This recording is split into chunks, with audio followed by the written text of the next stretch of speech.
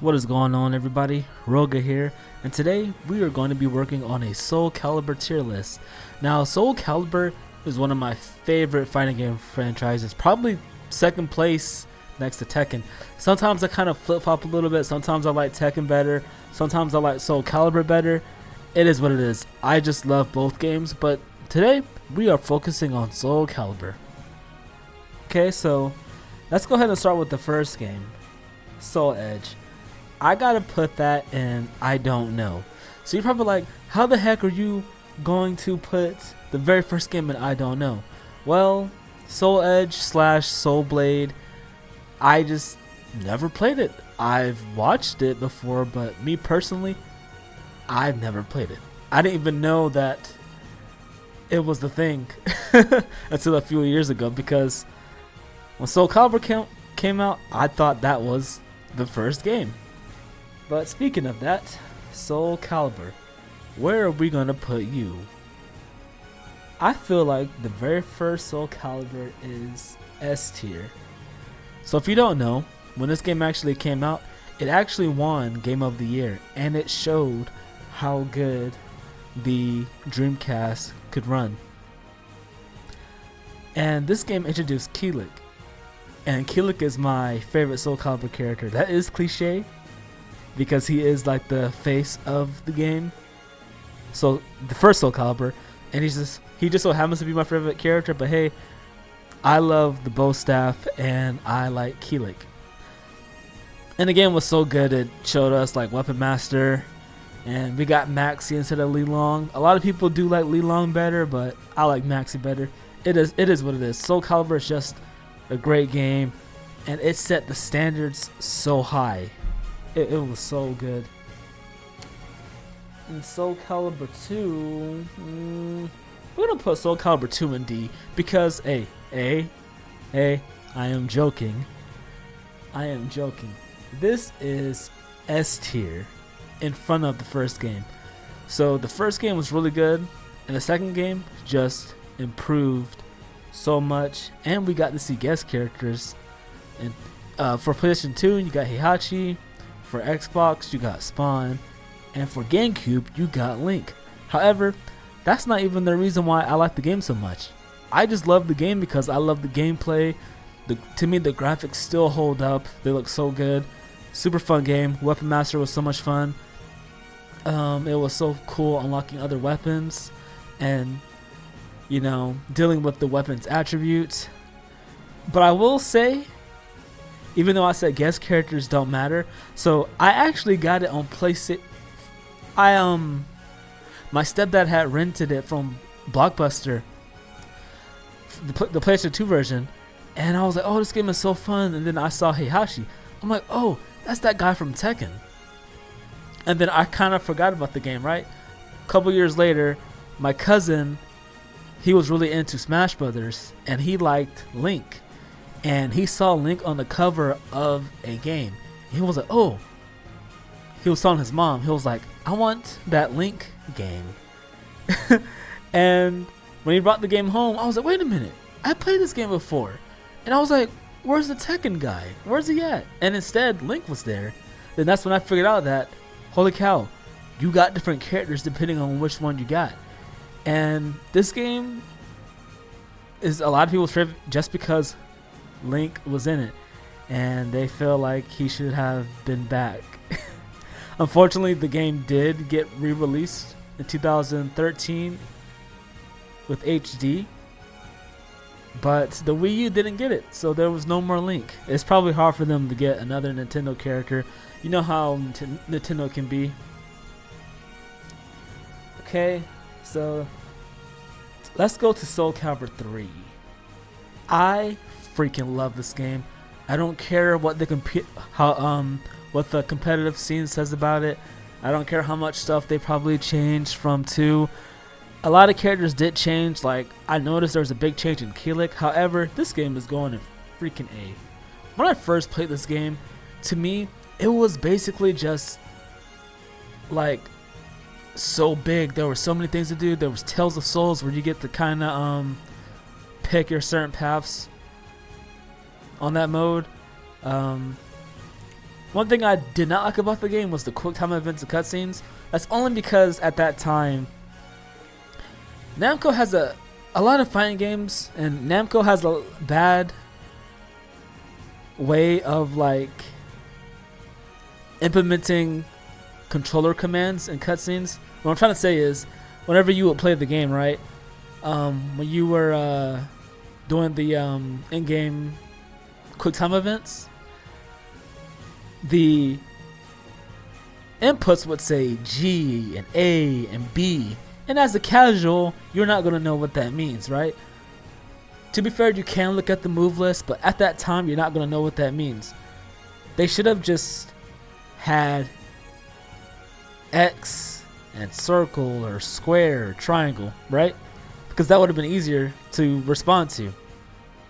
And besides, the game only was on PlayStation. Unfortunately, it didn't go to the Xbox and the GameCube, which probably hurt it. But anyways, besides that, you had the I think it was called Chronicles of the Sword, where you got to make your own character. You got to give your character their own style, based on archetypes like ninja, I think assassin and dancer and stuff.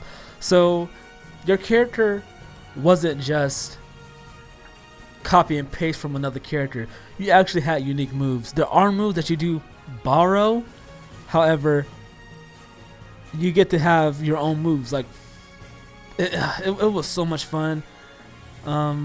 It's cool seeing all the other endings. Just like the first two, you get the biographies, and you get to see the character exhibition, like the demos of the characters doing the moves. There were a lot of secret characters. Li Lung is in the game. I think Arthur's in the game. Little context. I think in the Korean version of the first Soulcalibur, Mitsurugi gets replaced by a guy named Arthur because there's some controversy with, I guess, Korea and Japan. I don't know the full history, but I know they had Arthur instead of Mitsurugi. Also, this game didn't have a guest character, but I didn't care. I had Keelik and Maxi and Xianghua. I could go on and on about this game, but yeah, Soulcalibur 3 is a freaking great game. Great game. Okay, let me go ahead and go to Soulcalibur. Which one am I looking at? Okay, Legends. I never played this, so I'm gonna put it in don't know. It's like a hack and slash game. I could put it in F if I wanted to because Keelik's not in the game. However, that's pretty dumb to be petty like that. But I didn't play that game. I thought about it, but I looked at the back of it and I was like, this is not a fighting game. So I never played it. So Soulcalibur 4. Where do I start with you? So I played Soulcalibur 4. This was like, you know, the next generation.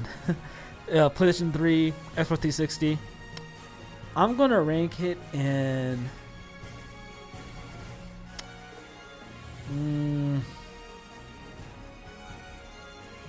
I'm going to rank it in B.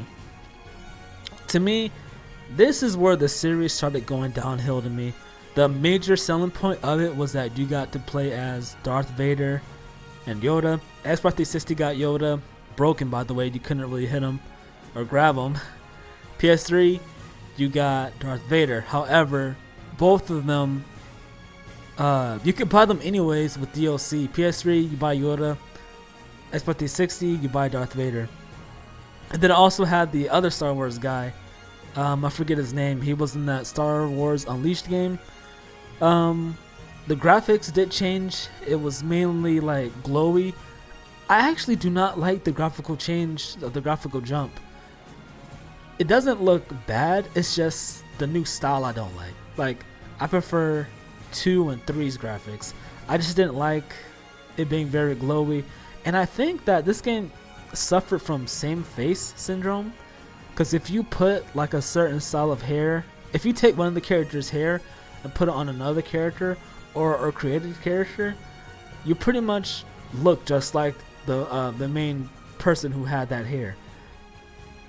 That's how I see it. The armor breaking system was interesting. We had super moves, the critical finishes. However, you rarely got to see them due to the very difficult way you had to execute them. You had to break your opponent's guard, and then you just press a button, and that's the instant kill. However, it's extremely hard to get. We got cool newcomers like Hilda, which she was hated in this game because she could ring you out in one combo. She was called the Ring Out Queen. The character customization was so good. Like, it was so much better than the third one. It feels like you could have just created anything in it. However, I do see that as a downside, to be honest. You might be wondering, how the heck do you praise a feature and then a second later you say it's bad? What I'm getting at is that the character creation being so good took a very negative turn, in my opinion. Because rather than Soulcalibur being like this really fun fighting game / competitive game, it turned into create a character fighting game where the casual fans don't actually play the game to like discover how to play or play the game for game modes. They only play the game for the character creator, create a few characters, fight with them, and then drop the game. That's what I see later. But in this game, the reason why it's in B is because a major thing I don't like about it is that, I should have said this earlier, but it was so slow. The gameplay was so much slower than the first two that it just felt sluggish and like you were moving in mud. It was extremely slow. I could not stand it. But I still did have fun times with it. But unfortunately, it's just not as good as the other ones. I'm being very generous because I really did want to put it in C, but I think we're going to leave it in B. I don't know what this is. I actually don't know what that is. Unbreakable Soul? I have no clue what that is. Broken Destiny? This is basically Soulcalibur 4 for the PSP, and you got Kratos on there, but I did not play it. And this is Soulcalibur Lost Sword. You're going in F. That was pretty much the it was like a free to play thing, but I don't even think it lasted a year. It tried to do what Tekken Revolution did, but it failed miserably. It was so bad. They did try to bait you and get the game by putting missing characters in. Missing characters such as Taki and Sophitia. However, I should have ranked that after I ranked Soulcalibur 5. Soulcalibur 5, you are going in D.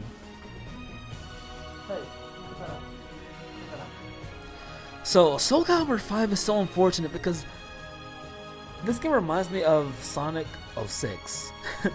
It's one of those things where like you can definitely see the potential the game had. It had the chance to be like the best game of the series. However, they were rushed. They wanted you to hurry up. They wanted to hurry up and get the game out. And the team was smaller too, because I'm pretty sure most of the team on the Namco was working on Tekken Tag Tournament 2. Also, I think that the main director of the game changed, and this game took a big risk. 17-year time jump. So they introduced a new generation of characters. But to be fair, they only really introduced new women because a lot of the men showed up and were able to age, but a lot of the female characters were replaced by, younger versions. And this is the typical thing in Japan. I forget what they call it, but some of the characters were too old to be in the game. Or the women were, like, there was no Setsuka, there was no Taki, the director even said like she's too old to be a ninja. Shanghua's not there, Sophitia is not there, Cassandra's not there, Um, Another thing, Keelik is actually in the game. He didn't age because I forget why. He actually is in the game, right? But he's a mimic character.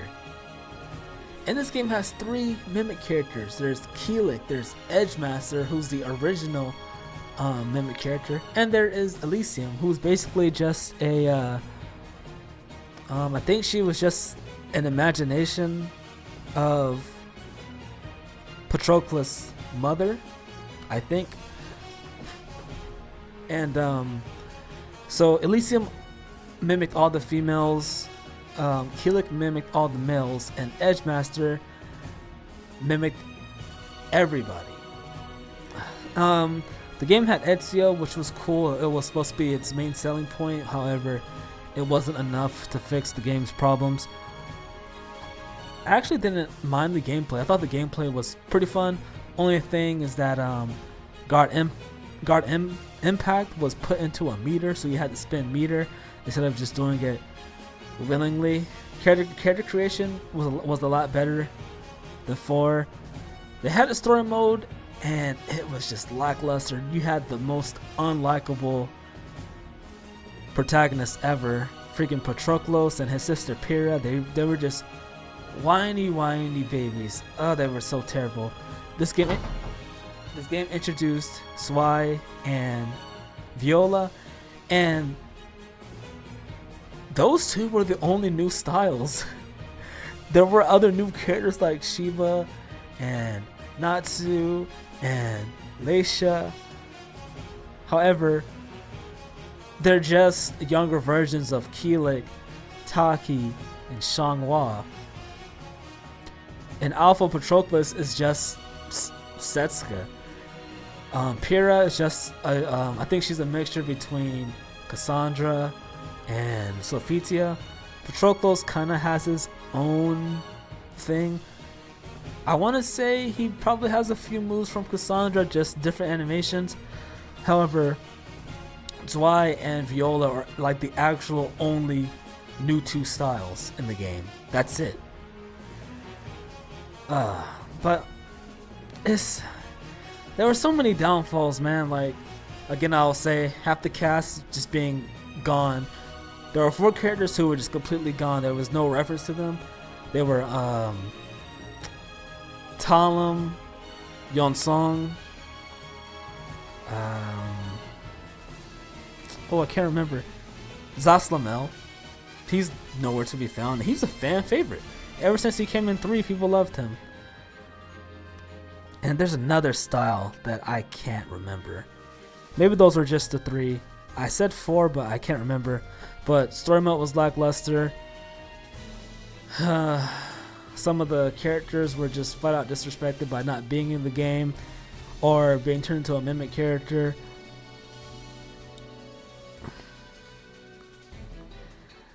Oh, there was no character endings. There was hardly any game modes.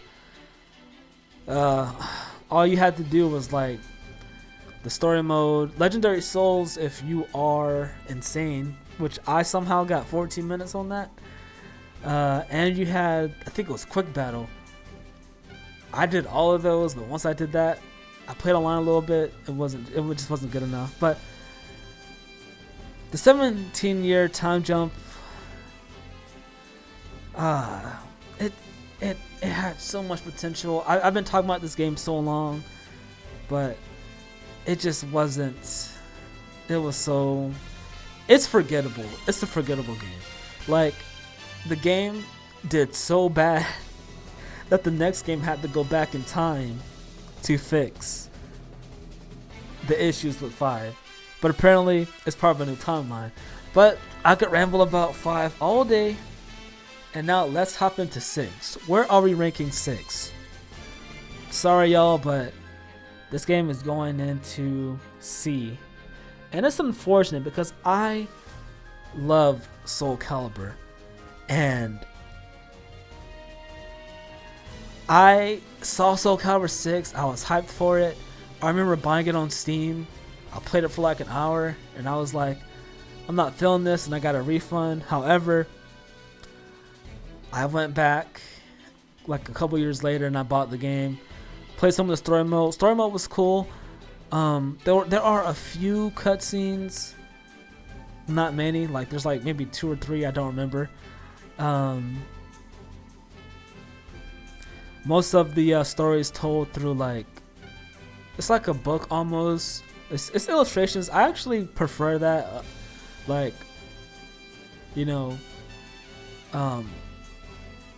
I'll take that over, you know, over nothing. Like, it already had more stuff than what 5 gave you, and 5 promised that it was going to give you like a lot of stuff to do, but again, it was rushed. Apparently 5 only had like 20 or 30% of the story mode done.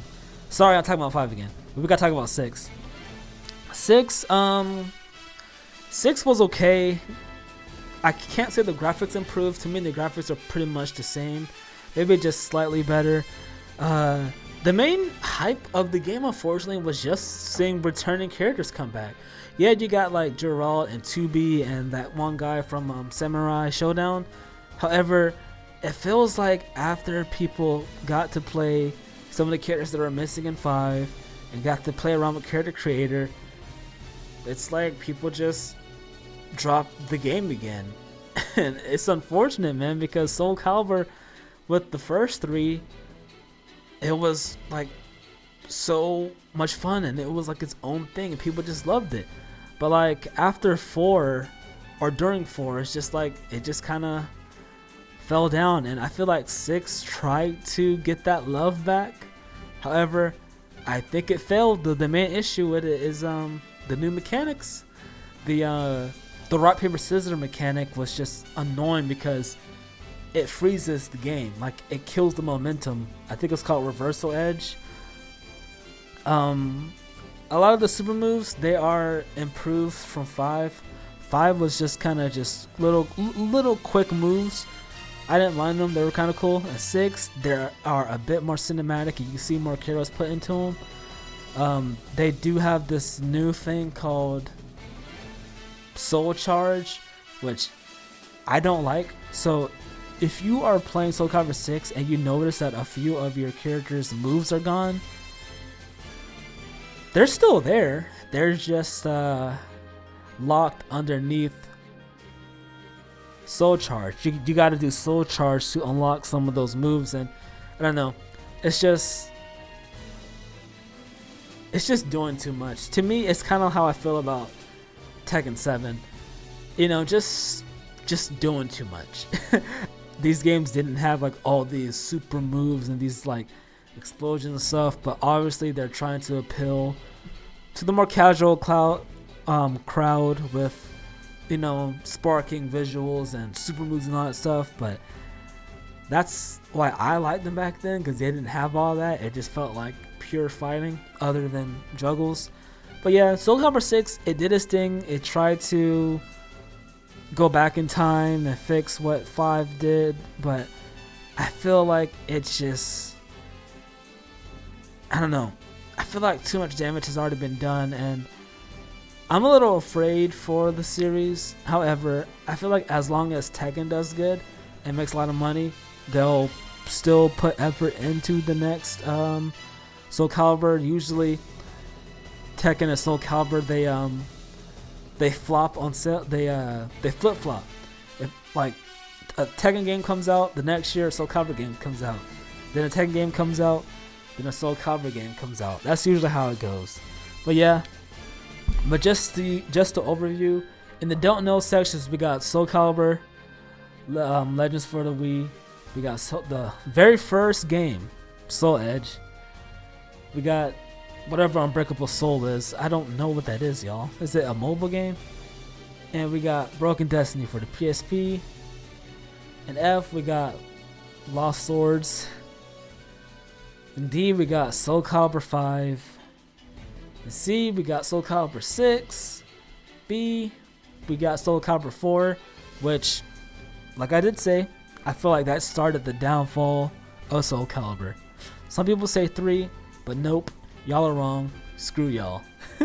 Soul Calibur 3 is an A, and then in an S, we got the first Soul Calibur, and we got Soul freaking Calibur 2. And that's my tier list. I didn't mean for this video to be so long-winded, but it is what it is. I just have a lot to say. You guys tell me what you guys think in the comments. Alright.